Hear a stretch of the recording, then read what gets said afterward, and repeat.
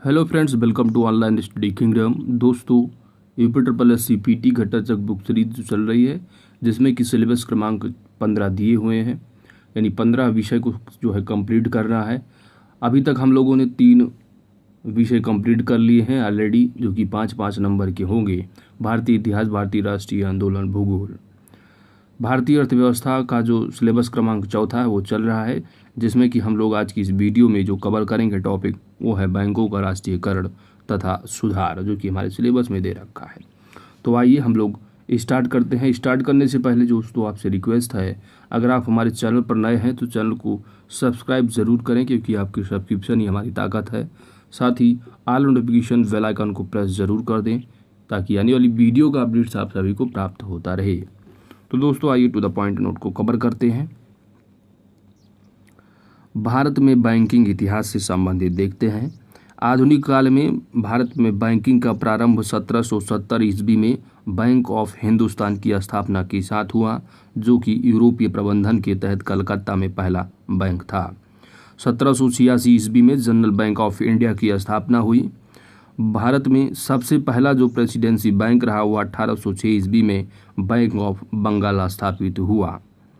इसके बाद 1840 ईस्वी में बैंक ऑफ बॉम्बे तथा 1843 ईस्वी में बैंक ऑफ मद्रास अस्तित्व में आए। आगे चलकर वर्ष 1921 में इन्हीं तीनों प्रेसिडेंसी बैंकों को मिलाकर इंपीरियल बैंक ऑफ इंडिया का गठन किया गया, जो जनवरी 1995 ईस्वी को राष्ट्रीयकृत होकर भारतीय स्टेट बैंक के रूप में सामने आया। 1863 ईस्वी में बैंक ऑफ अपर इंडिया तथा 1865 ईस्वी में इलाहाबाद बैंक की स्थापना हुई। ये भारत के सबसे पहले ज्वाइंट स्टार्ट बैंक थे। 1881 ईस्वी में प्रथम भारतीय joint stock bank Awadh commercial bank की स्थापना की गई। यह सीमित दायित्व वाला पहला भारतीय बोर्ड द्वारा प्रबंधित बैंक था।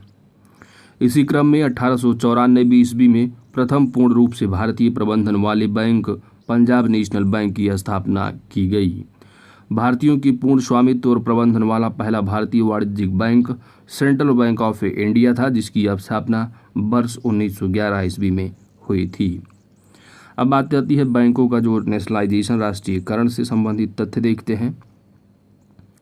भारतीय बैंकिंग इतिहास में एक बड़ी घटना 19 जुलाई सन 1969 ईस्वी को घटी, जब 14 बैंकों जिनकी जमा राशि 50 करोड़ रुपए या उससे अधिक थी, उनका राष्ट्रीयकरण कर दिया गया। इसी क्रम में 15 अप्रैल 1980 ईस्वी को 6 और वाणिज्यिक बैंकों जिनका 200 करोड़ रुपए या अधिक जमा राशि वाले बैंक थे, उनका भी राष्ट्रीयकरण किया गया। हाल ही में विजया बैंक और देना बैंक की बैंक ऑफ बड़ौदा में विलय के बाद भारतीय स्टेट बैंक की अतिरिक्त राष्ट्रीयकरण बैंकों की जो संख्या हो गई है वह कितनी? 17। केंद्रीय वित्त निर्मला सीतारमण ने केंद्रीय जो वित्त मंत्री है निर्मला सीतारमण ने 30 अगस्त 2019 को 10 बैंकों का समामेलन 4 बैंकों के रूप में किए जाने के बृहद योजना की घोषणा की है। इसके क्रियान्वित होने के बाद देश में भारतीय स्टेट बैंक की अतिरिक्त जो राष्ट्रीयकृत बैंकों की कुल संख्या घटकर 11 रह जाएगी। तो याद रखना है, टोटल अगर पूछा जाएगा तो याद रखना वो है 12, अगर पूछेंगे स्टेट बैंक को छोड़कर तो होगा 11। आगे चलते हैं। तो स्टेट बैंक के अलावा जो 11 हैं राष्ट्रीयकृत, वो है ओरिएंटल बैंक ऑफ कॉमर्स और यूनाइटेड बैंक ऑफ इंडिया का विलय पंजाब नेशनल बैंक में, आंध्रा बैंक और कॉर्पोरेशन बैंक का विलय यूनियन बैंक ऑफ इंडिया में और सिंडिकेट बैंक का केनरा बैंक में तथा इलाहाबाद बैंक का इंडियन बैंक में विलय किया गया। तो ये इंपॉर्टेंट तथ्य हैं। भारतीय रिजर्व बैंक से संबंधित तथ्यों को देखते हैं। तो भारतीय रिजर्व बैंक देश का केंद्रीय बैंक है। देश में मौद्रिक नीति का निर्धारण, जो मॉनेटरी पॉलिसी यानी जो रेट वगैरह, जो repo rate, reverse repo rate, सब आप देखते होंगे मॉनेटरी पॉलिसी के अंतर्गत इन्हीं के द्वारा यानी RBI के द्वारा जारी किया जाता है। भारत में एक केंद्रीय बैंक के गठन की अनुशंसा वर्ष 1926 ईस्वी में गठित हिल्टन यंग समिति द्वारा की गई थी। इसी के अनुपालन में भारतीय रिजर्व बैंक अधिनियम 1934 के तहत 1 अप्रैल 1935 को RBI की स्थापना की गई। तो याद रखना है कि RBI जो है एक केंद्रीय बैंक है और इसकी जो भारत में एक केंद्रीय बैंक के गठन की जो अनुशंसा की गई वर्ष 1926 में, समिति कौन थी? तो वो थी हिल्टन यंग समिति।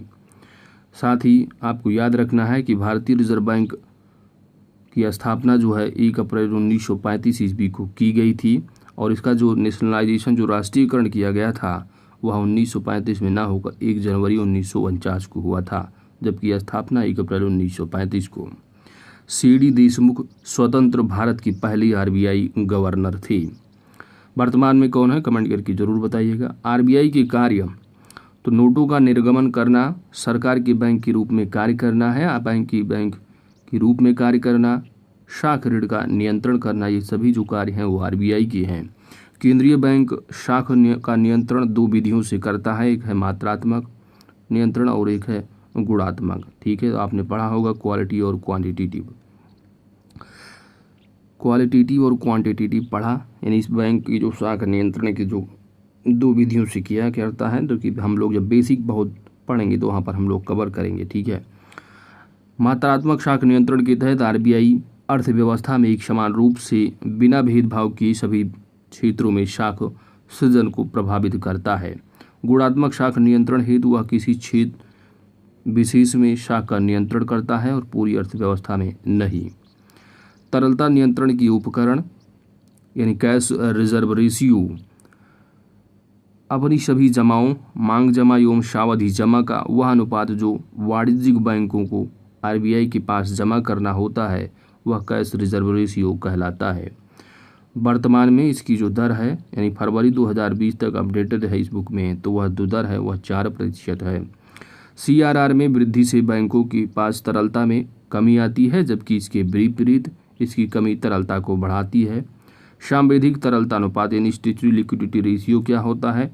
तो बैंकों की समग्र जमाओं का वह अनुपात जो उन्हें सरकारी प्रतिभूतियों, सोने चांदी, नकदी जैसी चल एवं सुरक्षित संपत्तियों के रूप में रखना होता है, वह होता है सांविधिक तरलता अनुपात, स्टैट्यूटरी लिक्विडिटी रेशियो।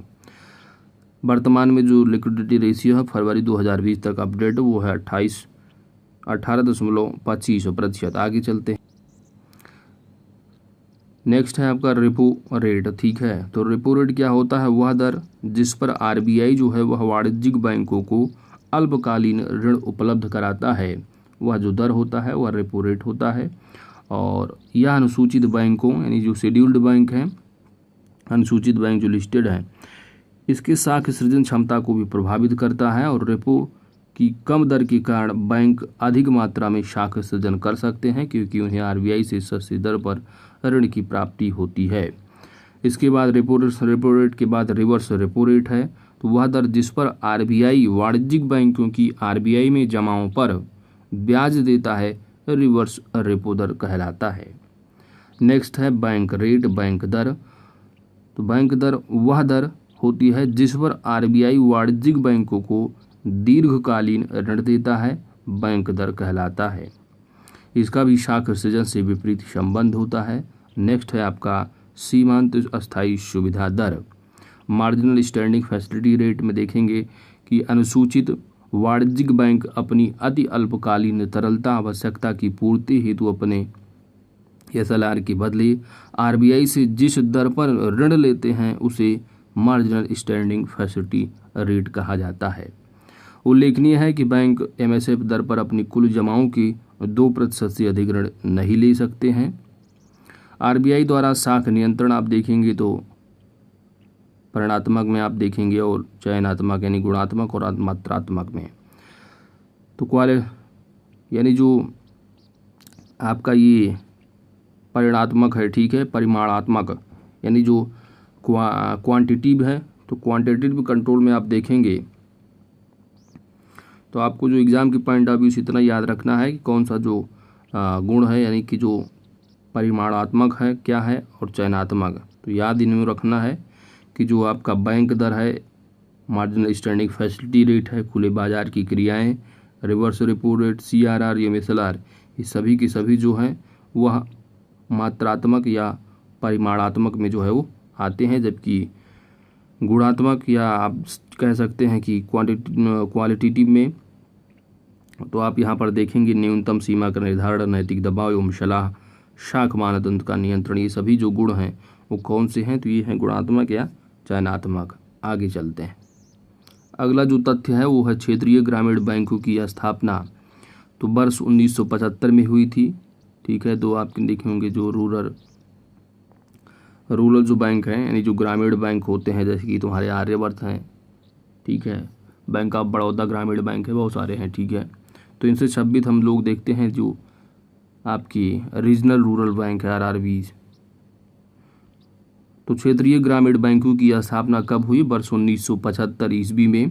और इन बैंकों में 50% पूंजी जो होती है वह केंद्र सरकार की और 35% पूंजी किसी वाणिज्यिक बैंक तथा 15% जो पूंजी होती है वह राज्य सरकारों की लगी हुई होती है। 50% केंद्र सरकार, 35% किसी कमर्शियल बैंक की, वाणिज्यिक बैंक, स्पॉन्सर्ड बैंक होते हैं, और 15% जो होती है वो जिस स्टेट के बैंक, जैसे कि आप उत्तर प्रदेश में देखेंगे आर्यवर्त हो गए और आपके बैंक ऑफ बड़ौदा ग्रामीण बैंक, ये सारे हैं। ठीक है, यह ग्रामीण वित्त हेतु जो है वो समर्पित संस्थान होता है, यानी जो ग्रामीण से संबंधित जो हो गए कृषि लोन एक्सेप्टर सभी से संबंधित जो है संस्थान समर्पित होते। नेक्स्ट है सहकारी यानी कोऑपरेटिव बैंक है। सहकारी बैंक 3 स्तरीय होते हैं, एक राज्य स्तर पर, दूसरा जिले स्तर पर और तीसरा स्थानीय स्तर पर। राज्य स्तर पर राज्य सहकारी बैंक, जिले स्तर पर जो होगा वह केंद्रीय सहकारी बैंक होगा, और स्थानीय स्तर पर प्राथमिक सहकारी शाख संगठन कहा जाता है। राज्य सरकारी बैंक उपभोक्ताओं से सीधे जुड़े नहीं होते हैं, बल्कि यहाँ शेष दोनों स्तरों के बैंकों का विनियमन करते हैं तथा इनका पुनः वित्त पोषण करते हैं। कृषि में दीर्घकालीन ऋण जो है वह भूमि विकास बैंकों द्वारा दिया जाता है। भारत का औद्योगिक वित्त निगम एक गैर बैंकिंग वित्तीय कंपनी है या विविध उद्योगों की वृद्धि के लिए वित्तीय सहायता प्रदान करता है। औद्योगिक वित्त निगम की स्थापना कब हुई थी? तो वर्ष 1948 ईस्वी में। भारतीय औद्योगिक ऋण तथा निवेश निगम की स्थापना वर्ष 1955 ईस्वी में की गई थी, और भारतीय औद्योगिक विकास बैंक यानी IDBI की स्थापना जुलाई 1964 ईस्वी में की गई थी। भारतीय unit trust of India that is UTI की स्थापना वर्ष 1964 ईस्वी में की गई थी। तो ये सब इम्पोर्टेंट तथ्य हैं, इनको याद जरूर रखना है कि कब किसकी स्थापना हुई थी। सेंसेक्स, BSE तथा निफ्टी शेयर बाजार से संबंधित होते हैं। राष्ट्रीय कृषि एवं ग्रामीण विकास बैंक दैट इज नाबार्ड का फुल फॉर्म याद रखना है, national bank for agriculture and rural development, और यह जो है भारत में कृषि क्षेत्र को वित्त प्रदान करने वाली सर्वोच्च संस्था है, जिसकी स्थापना 12 जुलाई 1982 ईस्वी को हुई थी, और नाबार्ड का मुख्यालय मुंबई में है। किसान क्रेडिट कार्ड योजना की शुरुआत अगस्त 1998 ईस्वी में की गई थी। नाबार्ड किसान क्रेडिट कार्ड प्रबंधन की इकाई है। भारतीय लघु उद्योग विकास बैंक सिडबी की स्थापना 2 अप्रैल 1990 ईस्वी में की गई थी, और इसका जो मुख्यालय है वह लखनऊ में है। देश में सर्वप्रथम 2 अक्टूबर 1975 ईस्वी को 5 क्षेत्रीय ग्रामीण बैंक स्थापित किए गए। वर्ष 1957 ईस्वी में भारत में मुद्रा की दशमलव प्रणाली प्रचलन में आई।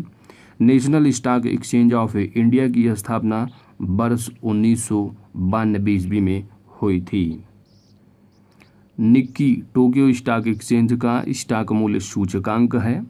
BSE भारत का सबसे पुराना स्टॉक एक्सचेंज है, तो याद रखना है जो बॉम्बे स्टॉक एक्सचेंज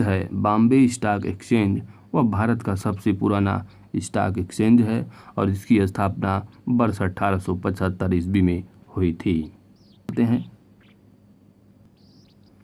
भारत में सर्वप्रथम 14 बैंकों का राष्ट्रीयकरण वर्ष 1969 ईस्वी में किया गया, और दूसरी बार कुल 6 बैंकों का राष्ट्रीयकरण वर्ष 1980 में किया गया था। मुद्रास्फीति ऋणी वर्ग को लाभ तथा बांड धारकों को हानि पहुंचाती है। मुद्रास्फीति ऋणी वर्ग को लाभ तथा बांड धारकों को हानि पहुंचाती है, और भारत में सिक्के ढालने का एकमात्र अधिकार जो है वह भारत सरकार को है। ठीक है, तो जो मुद्रा यानी कि जो करेंसी होती है उसकी छपाई RBI के पास, अगर लेकिन जो सिक्के वगैरह हैं, ठीक है, तो सिक्कों का जो ढलान वगैरह है वो जिम्मेदारी भारत सरकार के पास होती है। काली मुद्रा से तात्पर्य ऐसी मुद्रा से है, यानी ब्लैक मनी। आपने ब्लैक मनी, तो काली मुद्रा से तात्पर्य ऐसी मुद्रा से होता है जिस पर आयकर इनकम टैक्स नहीं दिया जाता है। देश दे रखे हैं और मुद्रा का नाम है। बांग्लादेश की जो करेंसी है वो टका है, नेपाल की रुपया, इराक की इराकी दीनार है, इटली की लीरा, वर्तमान में यूरो है, थाईलैंड की थाई बाहत है और वियतनाम की वियतनामी डोंग है, ईरान की रियाल है। चाइना की जो है वो है युआन, चाइना की क्या है, चाइना की है युआन, और जापान की येन है, भारत की रुपया है, तुर्की की टर्किश लीरा और मलेशिया की करेंसी रिंगिट। दक्षिण कोरिया की जो करेंसी है वो है दक्षिण कोरियन वान। तो दोस्तों आज की इस वीडियो में इतना ही, मिलते हैं नेक्स्ट वीडियो में। अगर हमारी वीडियो आपको अच्छी लगी है तो वीडियो को लाइक ज़रूर करें, चैनल पर नए हैं तो सब्सक्राइब करना ना भूलें। Thanks for watching.